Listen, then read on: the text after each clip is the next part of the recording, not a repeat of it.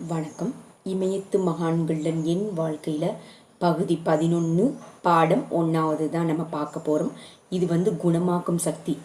குணமாக்கும் சக்தி இயற்கையாகவே கடவுள் எல்லாருக்குமே கொடுத்துருக்காங்கங்க. இப்போ ரேக்கி ஹீலிங்லாம் நீங்கள் பார்த்துருக்கீங்கன்னா குணப்படுத்த முடியும். அதே போல் செல்ஃப் ஹீலிங் முடியும். நிறைய ஹீலிங்ஸுக்கு கிறிஸ்டல் ஹீலிங்ஸ் அது எல்லாமே இருக்கும். இது எல்லாமே குணமாக்கும் சக்தியை பற்றி இதுலேயும் அதே போல் அனுபவங்கள்லாம் இருக்குது, பார்க்கலாம்.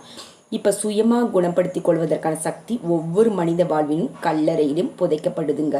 அந்த சக்தியின் ஆற்றலை கண்டுபிடிப்பதன் மூலமாக ஒருவரால் தன்னைத்தானே குணப்படுத்தி கொள்ள முடியும். நான் ஃபஸ்ட்டே சொன்னேன் ரேக்கி ஹீலிங். ஏன்னா நான் ரேக்கி ஹீலர் தான், அதனால தான் நான் சொல்கிறேன். என்னோடய வாழ்க்கையோட அனுபவம் அதாவது ஆன்மீகத்தில் வரும்போது எனக்கு ரேக்கி ஹீலிங் அண்டு செல்ஃப் ஹீலிங் ரொம்ப உதவியது. நிச்சயமாக குணமாக்கும் சக்தி எல்லாருக்குமே இருக்குது பொதுவாகவும். சரி, நம்ம தொடர்ந்து பார்க்கலாங்க. தன்னலமற்ற ஒரு சாதுவால் யாரையும் குணப்படுத்த முடியும். அனைத்து துயரங்களில் இருந்தும் விடுபடுவது தான் மிக உயர்ந்த குணமாதலாகும். சுவாமி ராமா 12 வயது சிறுவனாக இருக்கும்போது தான் இந்திய சமவெளியில் ஊடாக அவங்களுடைய குருநாதருடன் அவங்க நடைப்பயணம் போயிட்டே இருந்தாங்களாங்க. எடாகு நகரத்தில் இருந்த ஒரு ரயில் நிலையத்தில் அவங்க கொஞ்சம் இளைப்பாறினாங்களாம், ரெஸ்ட் எடுத்தாங்களாம். அங்கே அவங்களோட குருநாதர் அந்த ஸ்டேஷன் மாஸ்டரிடம் போய், என்னுடைய குழந்தை என்னோட இருக்கிறான், அவன் பசியோடு இருக்கிறான், தயவு செய்து எங்களுக்கு கொஞ்சம் உணவு கொடுங்கன்னு கேட்டார். உணவு கொண்டு வருவதற்காக அந்த ஸ்டேஷன் மாஸ்டர் தன்னுடைய வீட்டிற்கு போன போது அவருடைய மனைவி, நம்முடைய ஒரே மகன் அம்மை நோயால் துன்புற்று கொண்டிருக்கிறான், அதை பற்றி கவலைப்படாமல் ஊரெல்லாம் சுற்றி திரிகின்ற சாதுகளுக்கு உணவு கொடுப்பது பற்றி எப்படி உங்களால் அக்கறை கொள்ள முடியுதுன்னு அந்த ஸ்டேஷன் மாஸ்டரோட மனைவி கேட்குறாங்களாங்க. அவங்களுடைய மகன் செத்து கொண்டிருக்கிறான், நீங்கள் இங்கிருந்து போய்விடுங்கள், நான் துயரத்தில் இருக்கிறேன்னு அழுது புலம்பினாங்களா ஸ்டேஷன் மாஸ்டரோட மனைவி. அந்த ஸ்டேஷன் மாஸ்டர் தன் முகத்தை தொங்க போட்டபடி திரும்பி எங்களிடம் மன்னிப்பு கேட்டார். அதாவது சுவாமி ராமா அவங்களோட குருட்ட மன்னிப்பு கேட்டாங்களாம். என்னால் என்ன செய்ய முடியும்? நீங்கள் ஒரு உண்மையான சுவாமியாக இருந்தீங்கன்னா எங்களோட சூழ்நிலையை உணர்ந்து கொண்டு எங்களுடைய மகனை ஏன் நீங்கள் காப்பாற்றலைன்னு என் மனைவி கேட்குறா. எங்களுடைய மகன் மரணப்படுக்கையில் இருக்கும்போது உங்களால் எப்படி உங்கள் உணவை பற்றி கவலைப்பட முடியுதுன்னு அவள் குறை கூறுகிறாருன்னு அந்த ஸ்டேஷன் மாஸ்டர் சுவாமி ராமா அவங்களோட குருட்ட சொல்கிறாங்களாம். அந்த குருநாதர் சிரிச்சுட்டேவும் தன்னை பின்தொடர்ந்து வரும்படி சொன்னாங்களாம். ஸ்டேஷன் மாஸ்டரும் அந்த குரு பின்னாடியே போனாங்க. நாங்கள் அந்த ஸ்டேஷன் மாஸ்டரின் வீட்டிற்கு போனோம். என்னுடைய குருநாதர் எப்போதுமே சவால்களை விரும்புவார். அன்னைக்கு அது அவருக்கு விடப்பட்டிருந்த ஒரு சவால். ஆனால் நான் அவரிடம், எனக்கு பசிக்குது, நான் எப்போதும் சாப்பிட போகிறோம்னு குறைப்பட்டு கொண்டேன், நீ சற்று காத்திருக்கணும்னு என்னுடைய குருநாதர் சுவாமி ராமா அவங்க குரு சொன்னாங்களாம்.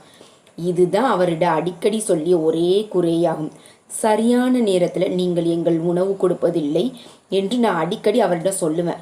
அதன் பிறகு அழுது கொண்டே அந்த இடத்திலிருந்து நான் ஓடிடுவேன். ஆனால் அவரோ நான் பொறுமையாக இருப்பதற்கு எனக்கு கற்றுக் கொடுத்து கொண்டிருந்தார். அன்னைக்கு அவர் என்னிடம், நீ இப்போது எரிச்சலில் இருக்கிற, 5 நிமிடம் பொறு, பிறகு என் எரிச்சல் தணிந்திடும், உன்னுடைய எரிச்சல் தணிந்திடும், இந்த சூழ்நிலையில் நீ கொஞ்சம் காத்திருப்பது தான் சரின்னு சொன்னாராம். ஆனால் சுவாமி ராமா தொடர்ந்து குறை கூறிக்கொண்டே இருந்தாங்களாம். அந்த ஸ்டேஷன் மாஸ்டரின் மனைவி என்னை தன் வீட்டிலிருந்து துரத்த விரும்பினாள். அம்மை நோயால் பாதிக்கப்பட்ட ஒருவரை அப்போதுதான் நான் முதலாக பார்த்தேன். சுவாமி ராமா அவங்க அப்போதான் ஃபஸ்ட் டைம் பார்க்குறாங்களாம். அந்த சிறுவனின் முகம் உட்பட அவனுடைய உடல் முழுவதிலும் புண்கள் இருந்தது. அவற்றிலிருந்து சீல்வடிந்து கொண்டிருந்தது. என்னுடைய குருநாதர் அந்த சிறுவனின் பெற்றோரிடம், நீங்கள் கவலைப்பட வேண்டாம், இன்னும் 2 நிமிடத்தில் உங்கள் மகன் முற்றிலுமாக குணமடைஞ்சிருவான்னு சொன்னார்.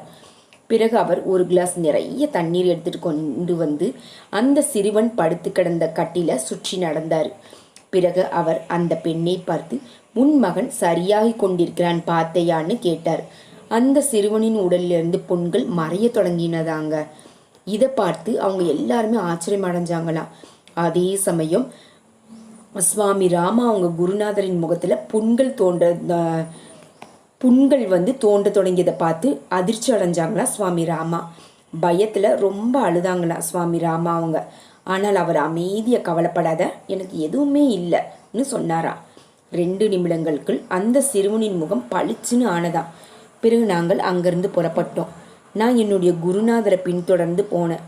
ஒரு ஆலமரத்தின் கீழே நாங்கள் உட்கார்ந்தோம். கொஞ்ச நேரத்தில் அவருடைய புண்கள் எல்லாமே மறைய தொடங்கியது. ஆனால் அவை அந்த மரத்தின் மீது தோன்றியது. 10 நிமிடங்களுக்கு பிறகு அந்த மரத்திலிருந்து மறைஞ்சிருச்சு. என்னுடைய குருநாதர் குணமாகியதை கண்டவுடன் நான் அவரை கட்டி கொண்டு அழுதேன். இனிமே இதே போல் ஒருபோதும் செய்ய வேண்டாம், உங்களுடைய முகம் நல்லாவே இல்லை, அது என்னை பயமுறுத்தியதுன்னு அவரிடம் சொன்னாரா சுவாமி ராமா. அதன் பிறகு பலரும் அவங்கள தேட தொடங்கினாங்களாம். நாம் ஏதாவது தவறு செய்து விட்டோமான்னு நான் கேட்டேன். இல்லை, நீ என்னோட வா என்று சொல்லிய குருநாதர் கையை பிடிச்சிட்டு நடக்க தொடங்கினாங்களாம். அவங்க யமுனை கரையின் மீது நடந்தாங்களாம். இறுதியில் அவங்க இன்னொரு வீட்டில் உணவு கேட்டாங்க. அங்கு எங்களுக்கு கொஞ்சம் தான் உணவு கிடைச்சது. நாங்கள் ஒரு ஒதுக்குப்புறமான இடத்திற்கு போய் உணவருந்து விட்டு கொஞ்ச நேரம் ஓய்வும் எடுத்தோம். மற்றவருக்கு உதவுவதற்காக துன்புறுவதில் சாதுக்களுக்கு இன்பம் காண்றாங்க. இது சாதாரண மனதின் புரிதலுக்கு அப்பாற்பட்ட ஒண்ணுங்க. ஆன்மீக தலைவர்கள் மற்றவர்களுக்காக துன்புற்றது பற்றிய பல நிகழ்வுகள் மனித வரலாற்றில் பதிவு செய்யப்படுது. அப்படிப்பட்ட சாதுக்கள் எடுத்துக்காட்டுகளாக ஆறாங்க. இன்று கூட பலர் அவர்களுடைய காலடிகளை பின்பற்றி நடக்கிறாங்க. தனிநபர் அகவிழிப்பு நிலை விரிவடைந்து பிரபஞ்ச அகவிழிப்பு நிலையுடன் ஐக்கியமாகும் போதுதான் மற்றவர்களுக்கு துன்புறுவதில் மகிழ்ச்சியை உணர்வது சுலபமானதாக ஆகும். அவர்களை பொறுத்தவரை அது துன்பமே இல்லை. ஆனால் சாதாரண மக்களுக்கு அது துன்பம் போல தோன்றும். ஒருவருடைய அகவிழிப்பு நிலை அவரது தனிப்பட்ட எல்லைகளுக்கு உட்பட்டு மட்டுமே இருக்கும்போது அந்த தனிநபர் துன்புறுவாங்க. ஒரு மாபெரும் மனிதர் தனக்கு ஏதாவது ஏற்படும் போது துன்புறுவதில்லை. ஆனால் மற்றவர்களுடைய வேதனையில் அவர் அதிக வலியை உணர்கிறார். வேதனையும் இன்பமும் நேரெதிர் உணர்ச்சிகள். ஒருவருடைய புலன்கள் உலக விஷயங்களுடன் தொடர்பு கொள்ளும்போது அவர் அந்த உணர்ச்சிகளை அனுபவிக்கிறாங்க. யாருடைய அகவிழிப்பு நிலை அவருடைய உணர்ச்சி நிலைக்கு அப்பால விரிவடையுதோ வேதனையிலிருந்தும் இன்பத்திலிருந்தும் அவருக்கு விடுதலை கிடைத்து விடுது. மனசை புலன்கள்லேருந்து விடுவித்து அகவயமாக ஒருமுகப்படுத்தணுங்க.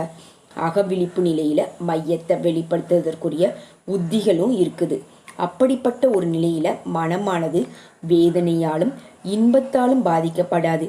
இப்படி ஒருமுகப்படுத்தப்பட்ட மனசால மற்றவர்களை குணமாக்க முடியும் நிச்சயமாக. அப்படிப்பட்ட குணமாக்கும் சக்திகள் எல்லாமே அகவிழிப்பு நிலையின் ஒரே மூலத்திலிருந்து மனிதர்களின் ஊடாக பாயுது. குணமாக்குவர் தன் தனித்தன்மை பற்றி பிரகஞ்சை கொள்ள தொடங்கும் கணத்துல அந்த குணமாக்கும் சக்தியின் ஓட்டம் நின்றுவிடுது. பிணிநீக்கம் என்பது மனிதனுக்குள் இருக்கின்ற ஒரு இயற்கையான சக்தி.